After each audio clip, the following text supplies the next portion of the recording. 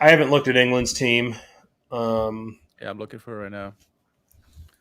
Oh, here, but, that's U17. but you have to expect.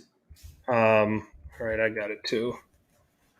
All right, I got it here. Oh, didn't want to show that, but So they're at Italy, and then they host Ukraine in their second game. They're showing a lot of people in practicing. I'm trying to get to their team. So goalkeepers: Fraser Forster, Jordan Pickford, Aaron Ramsdale. Decent season group there. Obviously, Pickford will probably be the main starter there. Pickford will start. Ramsdale might take, but I think Arsenal. Yeah, Southgate's been using Pickford. Chilwell, Dyer. I wonder if Dyer is injured or not.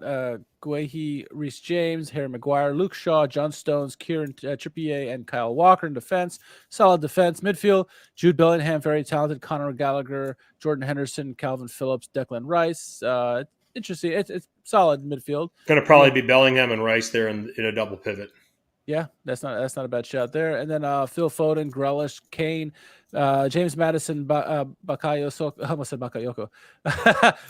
Saka, and Ivan Toney. Look at Ivan Toney finally getting a call up after the mistakes not calling him earlier.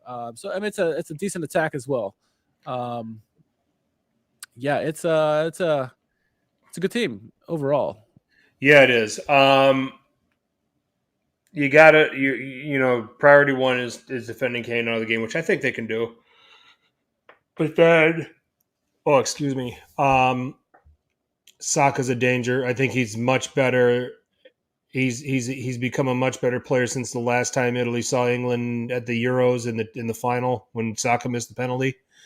So there's he's dynamic. Grealish causes a lot of problems. Foden, is Mount in the team or no?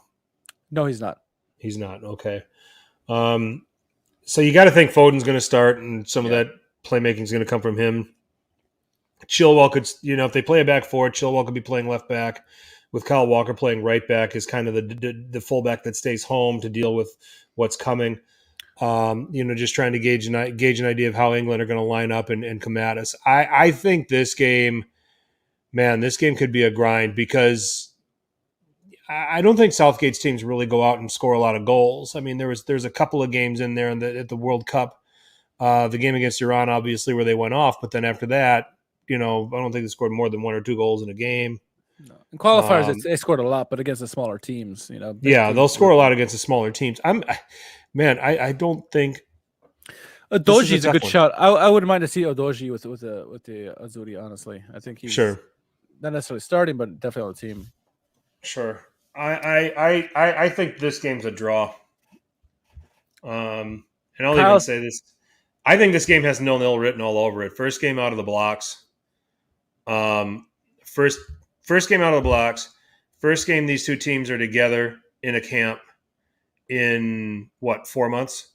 Well, the World Cup for England, but Italy longer than that. Kyle says he thinks Italy can control the midfield versus England. I don't hate that sentiment. I'm just trying to figure out where the goals are going to come without having our better nines available. I mean, I think Chiesa can create something, but Aida could create something. Certainly, Spinazzola back in the mix is an interesting thought. But I just feel like these two are going to just feel each other out. Go for and 0-0 is going to. While they would love to win the game, neither of them are going to complain about getting out of their 0-0 either. So, and that's where I'm going. You'd expect England to play with maybe a 4-2-3-1, like you said, Bellingham and maybe Rice in the middle there. But they've played some 3 in the back too. So. Yeah. They got to load the attack. I mean, their attack is where their money is right there. I think they can have the Azzurri on the wing backs.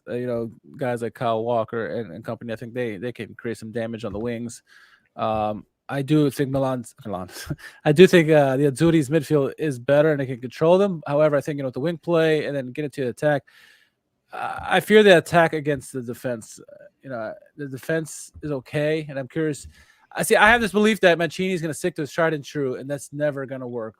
As of late, it hasn't worked, and so that's what worries me. If he tries to think outside the box and actually play players who fit the system and are in form, I think there's a good chance that to be a good good draw in this game, but I don't think he can do that until he convinces me.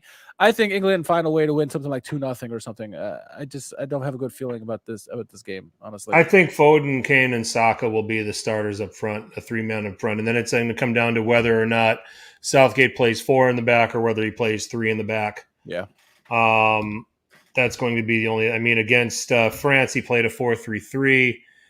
Let's look against Senegal. He played a 4-3-3, and it was Bellingham, Rice, and Henderson.